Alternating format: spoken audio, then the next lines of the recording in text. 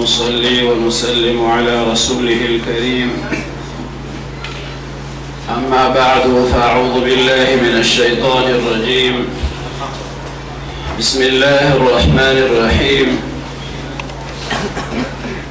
واعتصموا بحبل الله جميعا ولا تفرقوا واذكروا نعمة الله عليكم إذ كنتم أعداء فألف بين قلوبكم فأصبحتم بنعمته إخوانا وكنتم على شفا حفرة من النار فأنقذكم منها كذلك يبين الله لكم آياته لعلكم تهتدون. صدق الله العظيم وبلغنا رسوله النبي الكريم. إن الله وملائكته يصلون على النبي يا أيها الذين آمنوا صلوا عليه وسلموا تسليما. اللهم صل على سيدنا ومولانا محمد وعلى آل سيدنا ومولانا محمد وبارك وسلم وصل عليه. اللهم صل على سيدنا محمد وآله وصحبه وسلم. اللهم صل على سيدنا محمد وآله وصحبه وسلم. اللهم صل على محمد وعلى آل محمد كما صليت على إبراهيم وعلى آل إبراهيم إنك حميد مجيد. اللهم بارك على محمد وعلى آل محمد كما باركت على إبراهيم وعلى آل إبراهيم إنك حميد مجيد. محبوب के महफिल को महबूब सजाते हैं, आते हैं वही जिनको सरकार बुलाते हैं। वो लोग खुदा शाहिद है किस्मत के सिकंदर हैं जो सरवर आलम का मीलाद मनाते हैं। दे मुबारक मजलिस दे रूहानी महफिल द इनकाद द गरज न खबर यही चिदा द्वार जहान द सरदार मुबारक द विलादत ब सआदत और द सीरत तय्यबा मुबारक जोड़ शवे दे, यानी निस्बत आकाए दो जहान सल्लल्लाहु अलैहि वसल्लम तकी। जो मजलिस रसूल पाक सल्लल्लाहु अलैहि वसल्लम मुबारक तरफ मंसूबी तो आगा मजलिस बेकस ज़ाती मजलिस नहीं, आगा नाजिम या मुंतजिम या स्टेज सेक्रेटरी या साहिब खाना या साहिब मस्जिद या साहिब खानका दा ज़ात पर महदूद नहीं। ज़िक्र रसूल पाक सल्लल्लाहु अलैहि वसल्लम ज़मन उस्ताद टोलो सुमरा ची करीमा वयन के लिए ला इलाहा इल्लल्लाह मुहम्मदुर रसूलुल्लाह दे मुबारक कलीमे जो सुमरा वयन के लिए दा मजलिस दा टोलो मजलिस थे पदे के बसों का चाह नदा गीला न कही चियारा मीलाद शरीफ मुकोल नमात मुवील ने दी दादा से मजालिस न बे इंसान पखबर अजान खबर है चिदा से रूहानी मजलिस आगा बकड़ जोड़ेगी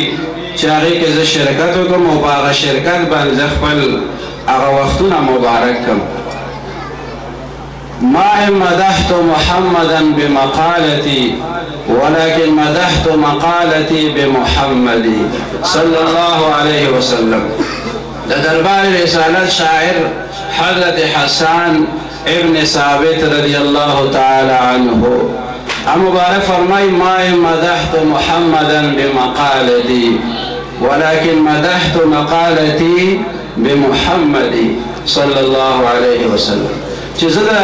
हुज़ूर पाक सल्लल्लाहु अलैहि वसल्लम तारीफ़ कुम दा मुबारक द शान बारक सो खबर कुम सा अशार जोड़ुम नो पदे बंदज़ द द्वार जहान मुबारक सल्लल्लाहु अलैहि वसल्लम आगा बेमुंगा न खश्त को आगा तब अल्लाह ताला आगा मकाम और मर्तबा वर्कड़े चावा अल्लाह ताला का मालूम है।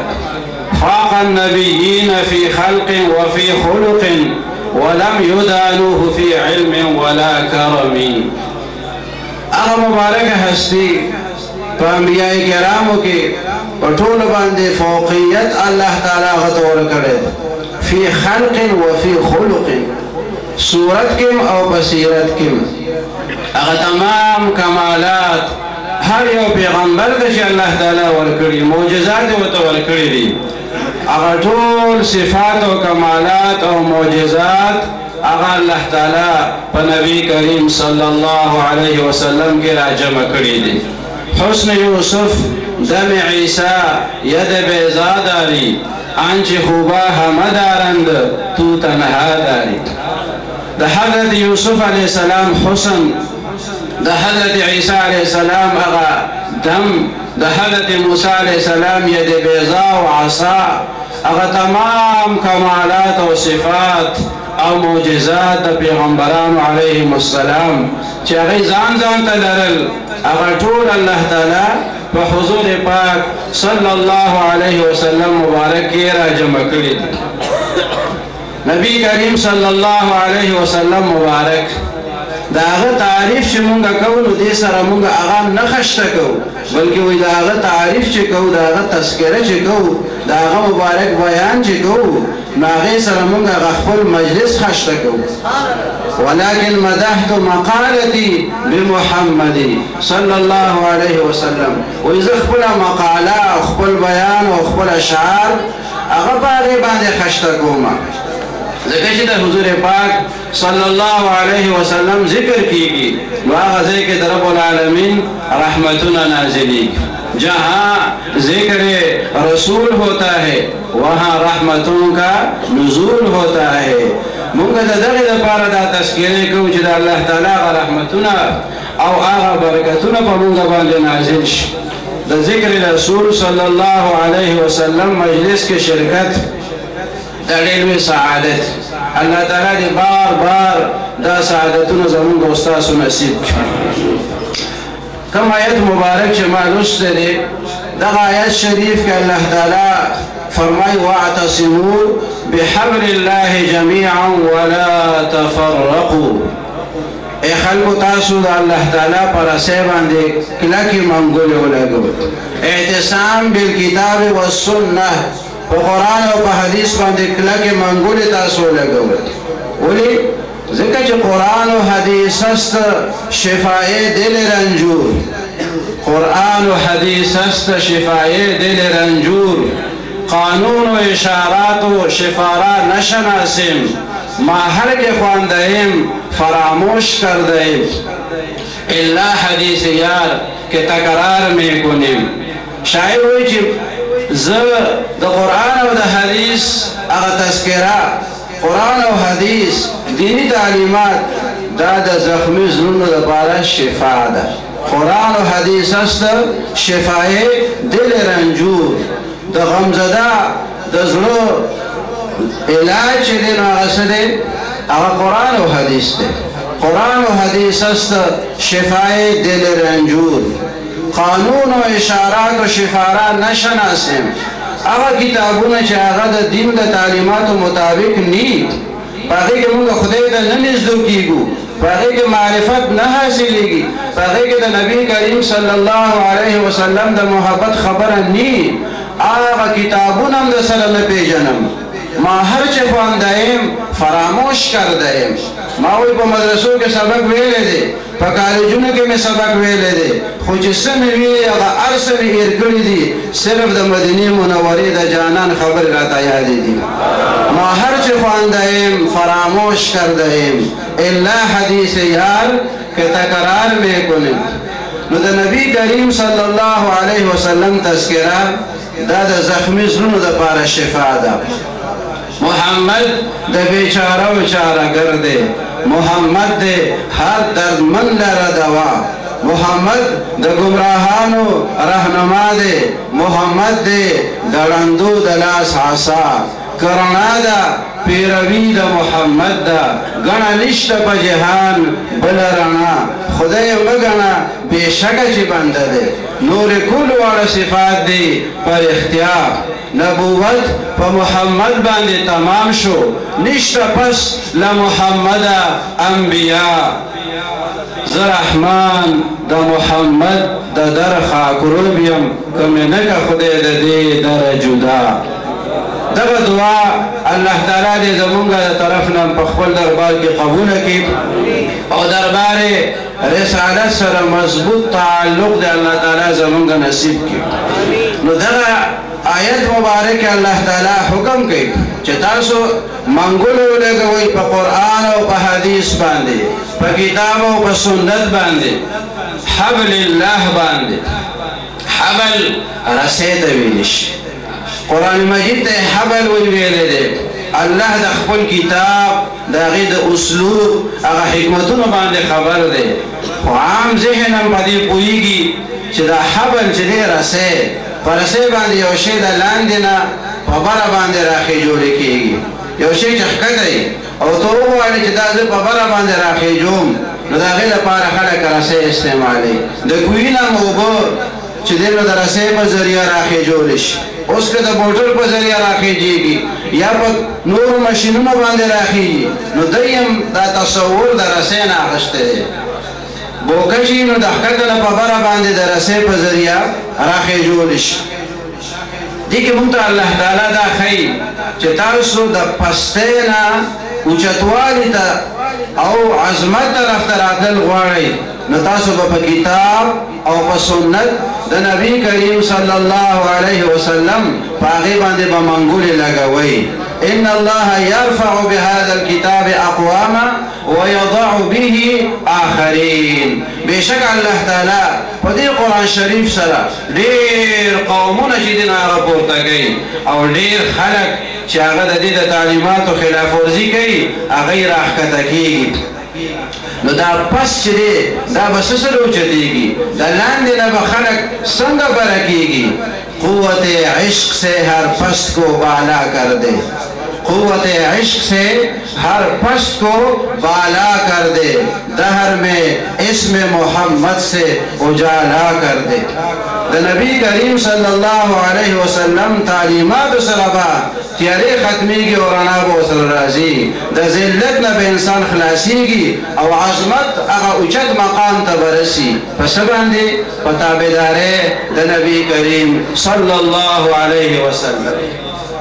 یا متفرق شیانی ګډوډ څیزونه وي، نو هغه په رسۍ باندې خلک رایوځای کوي. خواړه واړه ډکي وي او هغه خلک راغون کي او بیا په رسۍ باندې هغه کلک وتړي، د هغې نه یو مضبوط ګېډې د هغې نه بیا جوړ شي. نو دا متفرق خلک، ګډوډ خلک، د مختلفو سوچونو او د مختلفو نظریو خلک، دا ټول به راجمع کېږي په څه باندې؟ په قرآن او په حدیث د نبی کریم صلی الله علیه وسلم، په عشق او په محبت د نبی کریم صلی الله علیه وسلم. او دغه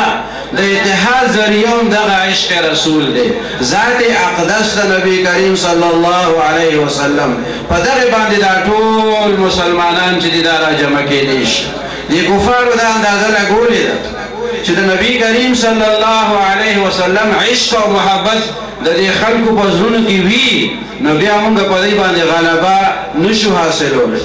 هغوی په دې پوه شوي دي. هغوی وایي چې فکر عرب کو دے کے فرنگی تخیلات، اسلام کو حجاز و یمن سے نکال دو، یہ فاقہ کش جو موت سے ڈرتا نہیں کبھی،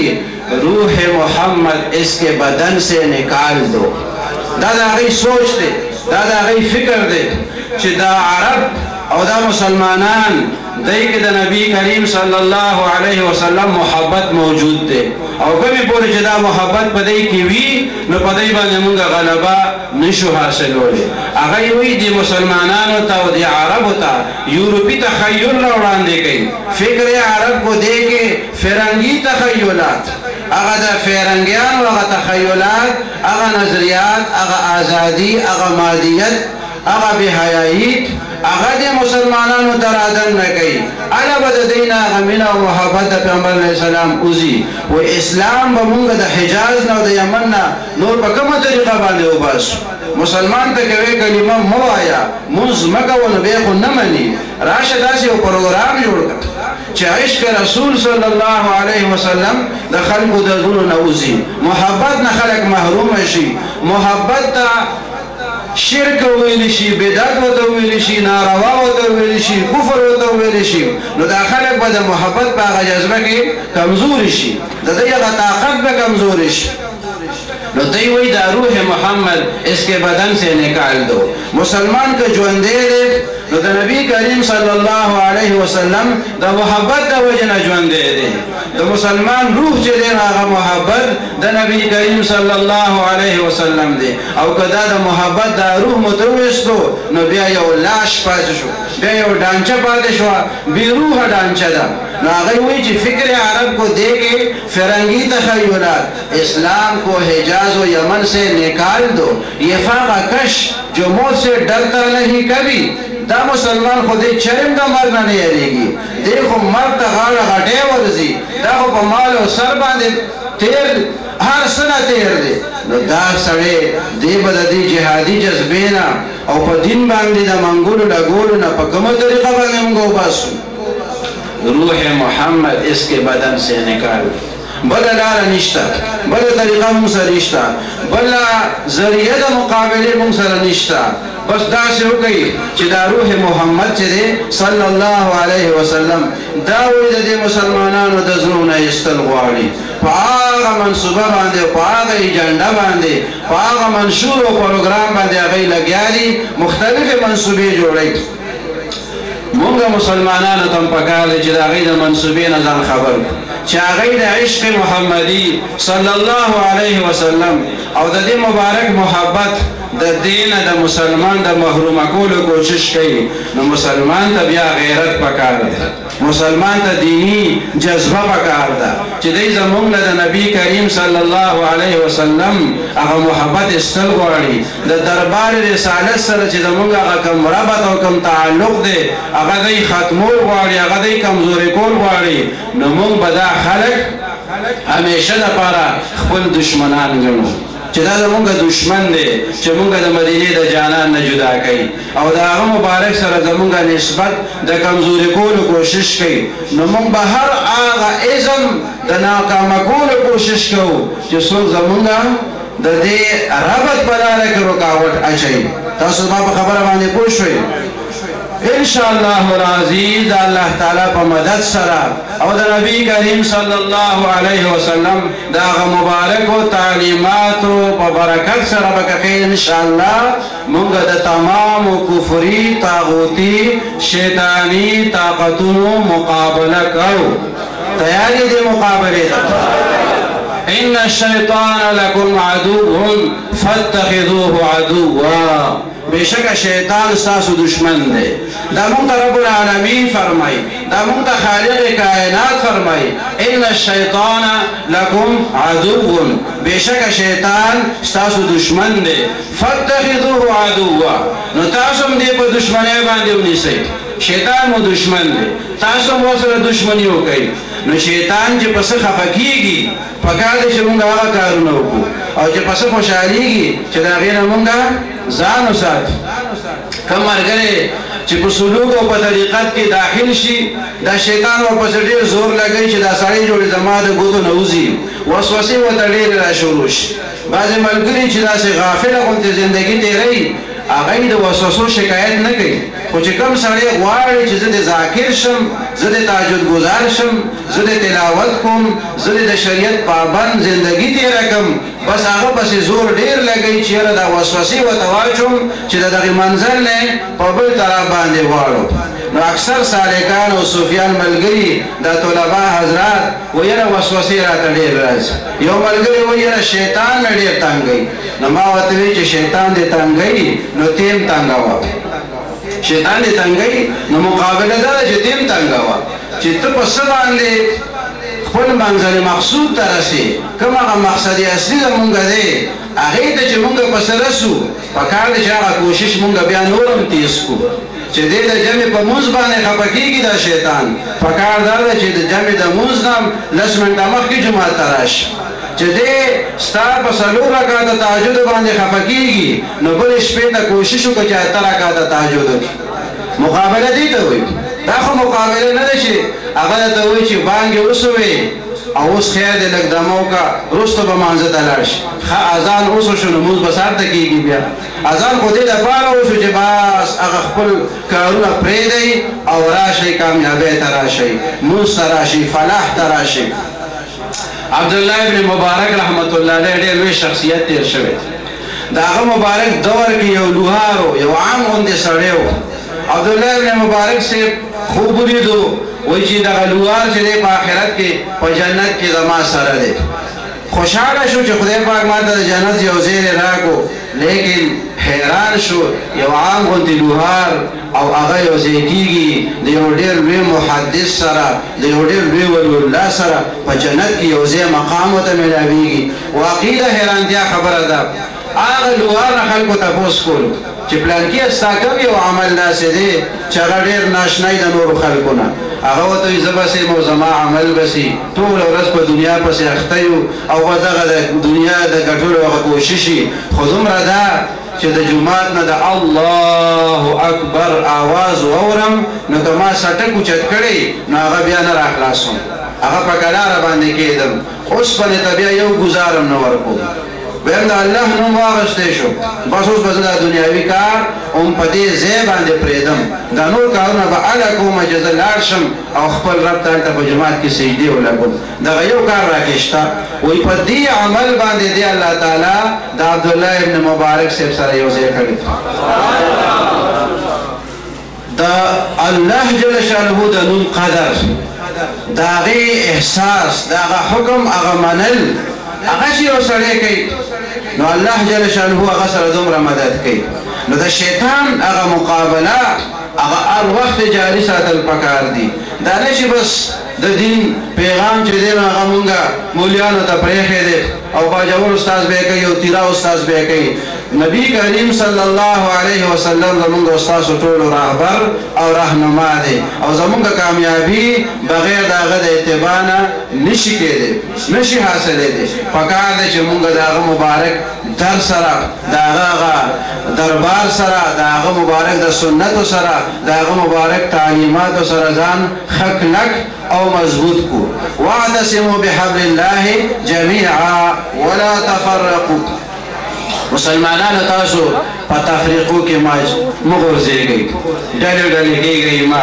هغه یوه ډله ما انا علیه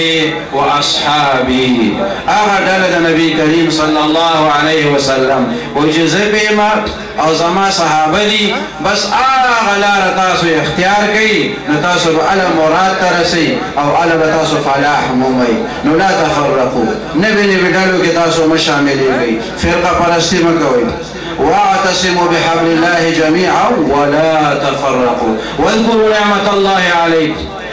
او تاسو یاد کئ نعمت د الله تعالی چې په تاسو باندې کړی نو الله تعالی خو یو نعمت په موږ نه دی کړی دا خو بې شمار نعمتونه دي په موږ باندې وان تعدوا نعمت الله لا تحصوها که چېرې تاسو د الله تعالی هغه نعمتونه شمارل غواړئ نو نه شئ شمارلی که دا ونې بوټي شي ټول قلمونه دریابونه شي سیاهي باران سره احسانونه که ستا لیک وي خدایه نو اوچ به شي په لیک د یو احسان سره د تمام دنیا دا نظام روان دی دا ارسه الله تعالی د انسان د فایدې دپاره او انسان د خپل معرفت دپاره او د خپلې بندګۍ دپاره او د نبی کریم صلی الله علیه وسلم ذات اقدس هغه د الله تعالی په هغه نعمتونو کې په ټولو کې لوی نعمت دی په دې عالم باندې واذکروا نعمت الله علیکم نو د الله د نعمت تاسو تذکره کوئ د الله نعمت تاسو یادوئ اذ کنتم اعداء دا الله دا مهرباني را یاد کړئ چې کله تاسو په خپلو کې د یو بل دشمنان وئ داسې خلک وو چې یو خپه به یو سړي وغځوله وی به داسې سوخته چې دا راغونډه کړي بل به وي او زه یې راغونډولی شم هغه به توره راواغېشته دنه به یې خپه کټ د هغه رشته دار به رالو د دې تورې والا نه به یې بدل واغېشت سړی به یې مړ کړو د هغې کس به رالو دنه به یې بدل اغېشتو 100 کاله او 6 کاله او دغه شاندې کلونه به پکې تېر شو او هغه دشمنۍ به د خلکو روانې وي یو سړي په لار باندې سفر کولو په اس په سورو او بل کس به د آس مخکې کو بس ده به ورپسې توره راوویسته چې تا زما توهین کړی دی تا زما سپکاوی کړی دی ته ولې په لاره باندې زما د آس نه مخکې کېدې هغه نه بیا سر قلم خلک داسې د یو بل د وینو تږي وو اذ كنتم اعداء فالف بين قلوبكم الله تعالی ستاسو د زړونو منځ کې الفت پیدا تاسو الله تعالی شیر و شکر کوي تاسو د نبی کریم صلی الله علیه وسلم د تعلیماتو د برکت په خپلو کې رونه شوي ألف بين قلوب فأصبحتم بنعمته إخوانا نتاسو دا الله تعالی غا مهربانه سرا دا پیغمبر علیہ السلام تعلیمات سرا پخپلو کی بیا سشوی بیا رونه شوی بیا داسی تعلق دا خلق خپلو کی یو بل سر جوړ شو چی یو صحابی مبارک زخمی شوی ورسره بل زخمی پروتی ورسره بل آیو ملګری زیو اوبو تا پا منډه باندې روړي چې دې صحابي ملګری ته زه دا اوبو ورکم هغه ته اوبه راورسي خو چې وګوري چې ما سره بل زخمی پروت دی کیدی شي دته زیات ضرورت وي ورته وایي دا اوبه وروره دی بل ملګري ته یوسه هغه سره خوا کې بل پروت دی وایي یاره هغه ته یوسه کیدی شي هغه ډېر تږی زمانه دی هغه اوبه هغه درېیم کس ته یوسه هغه خپل روح الله ته سپارلی بیا هغه دویم ته په منډه باندې راوړي چې دی هغه اوس کې هغه هم وفات شوی چې هغه لومبي کس ته راځي نو هغه هم وفات شوی داسې ایثار داسې هغه د خپل خولې هغه نوړی چې د نو هغه هم هغوی بل ته ورکوله ویؤثرون علی انفسهم ولو کان بهم خصاصه دوی په خپلو ځانونو باندې نورو خلکو ته ترجیح ورکوي د صحابه واقعات تاسو ته علما حضرات ذکر کوي چې بل ته ورکوي په خپله ځان چې دی نو دغه شانتې پرېږدي خو چې دا زمونږ مېلمه دی دا زمونږ مسلمان ورور دی چې ده ته فایدو رسي او دی خوشحاله شي فأصبحتم بنعمته إخوانا وكنتم على شفا حفرة من النار او اي خلقو تاسو خو د جهنم د کندې په غاړه وئ تاسو خو د جاهلیت په دور کې داسې وئ چې بت پرستي وه کفر او شرک و ستاسو عقاید خراب و اعمال مو خراب و عادات او اخلاق هر څه مو ګډوډ و د جهنم د کندې په غاړه ستاسو زندګي وه فانقذكم منها الله تعالی تاسو دا هغه کندې نه خلاص کړي د هغې نه درته نجات نصیب کړو د هغه کنارې نه نجات طرف ته راوستی د خپل حبیب صلی الله علیه وسلم په وجه باندې نو الله تعالی داسې مهربانۍ په تاسې وکړي كذلك يبين الله لكم آياته دارنګ بیانوي الله تعالی تاسو ته خپل آیاتونه لعلكم تهتدون د دې لپاره چې تاسو په هدایت باندې کلک پاتې شئ ثابت قدم پاتې شئ د الله تعالی ډېر لوی احسان دی په موږ او تاسو باندې د حضور پاک صلی الله علیه وسلم دنیا ته تشریف آوری نو د هغه مبارک طرف ته چې کوم مجالس منصوبي هغه وجه د نزاع ګرځول نه دي پکار چې څوک ورته میلاد شریف وایي نو دا بدعت دی او که څوک ورته سیرت کانفرنس وایي نو دا سنت دی هلکه تذکره د پیغمبر علیه السلام ده ذکر د نبی کریم صلی الله علیه وسلم دی که هغې ته څوک محفل د میلاد النبي وایي صلی الله علیه وسلم او که څوک د پیغمبر علیه السلام ذکر کوي د کانفرنس په نوم باندې د سیرت په نوم باندې د معراج په نوم باندې د غزواتو په نوم باندې د هجرت په نوم باندې د جهاد په نوم باندې د ختم نبوت په نوم باندې د عظمت قرآن په نوم باندې دا ټول ذکر رسول دی صلی الله علیه وسلم که څوک وایي چې ربیع الاول کې ولې کېږي ورته وایي مونږ کله ویلي دي چې صرف ربیع الاول کې کوئ او بله میاشت کې مه کوئ مونږ خو داسې نه دي ویلي مونږ وایو هر وخت د هغه ذکر پکار دی او زمونږ کوم یو عبادت د ذکر رسول نه خالي دی مونږ خو چې اذان کوو اشهد ان لا اله الا الله او ورپسې اشهد ان محمد رسول الله صلی الله علیه وسلم اقامت کې د الله وحدانیت بیان کو ورسره رسالت د نبی کریم صلی الله علیه وسلم خطبه چې وایو په هغې کې ذکر کېږي د نبی کریم صلی الله علیه وسلم مبارک خو دومره ده چې ربیع الاول کې نسبتا زیات محافل جوړېږي د هغې وجه دا ده چې دا عزت الله تعالی ربیع الاول ته ورکړی دی دا میاشو چې الله تعالی نبی کریم صلی الله علیه وسلم مبارک دنیا ته راولېږه نو چې دې میاشتو ته خدای دا عزت ورکړی دی نو څوک ولې دا ځان دپاره بېعزتي ګڼي او ولې دا د دین دپاره بیا نقصان ګڼي په رمضان شریف کې زیات تلاوت کېږي دې دپاره خو نه چې رمضان کې ثواب د تلاوت شته او په نورو میاشتو کې نشته نه رمضان شریف کې زیات تلاوت ځکه کېږي چې هغه د نزول قرآن میاشت ده او په ربیع الاول کې ذکر رسول ځکه ډېر کېږي چې دا د صاحب قرآن میاشت ده هغه د نزول قرآن میاشت او دا د صاحب قرآن میاشت نو موږ دا چرم نه وایو چې د پیغمبر علیه السلام تذکره ربیع الاول کې کوئ او نورو میاشتو کې مه کوئ الله تعالی دې موږ او تاسو توفیق راکړي چې ډېر مجالس او محافل جوړ کړو د خپل آقا علیه السلام مبارکي الله تعالی دې د دې مجلس هغه فیوزات او برکات زمونږ د استاسو نصیب کړي محترم پیر صاحب عبدالحق صاحب ته هم دعا وکړئ چې الله تعالی د دوی په عمر کې برکت واچوي څومره ملګرو چې په دې محفل انعقاد کې کوشش کړی دی او هغوی محبت اظهار کړی دی شرکت یې کړی دی الله تعالی دې ټول د دارینو په سعادتونو باندې سرفراز او مالامال کی زمونږ بل ځای یو پروګرام شته دی نو په دې خبر باندې اکتفا کوو واخر دعوانا ان الحمد لله رب العالمين الحمد لله رب العالمين والصلاة والسلام على أشرف الأنبياء والمرسلين وعلى آله وأصحابه أجمعين اللهم أنت إلهنا ومعبودنا فلا تكلنا إلى أنفسنا طرفة عين وأصلح لنا شأننا كله لا إله إلا أنت اللهم إنا نسألك موجبات رحمتك وعزائم مغفرتك والغنيمة من كل بر والسلامة من كل إثم لا تدع لنا ذنبا إلا غفرته ولا هما إلا فرجته ولا مريضا إلا شفيته ولا ولدا إلا أصلحته وعلمته ولا مجاهدا إلا نصرته ولا عدوا إلا أهلكته وخذلته ولا حاجة من حوائج الدنيا والآخرة هي لك رضا ولنا فيها صلاح إلا قضيتها ويسرتها يا أرحم الراحمين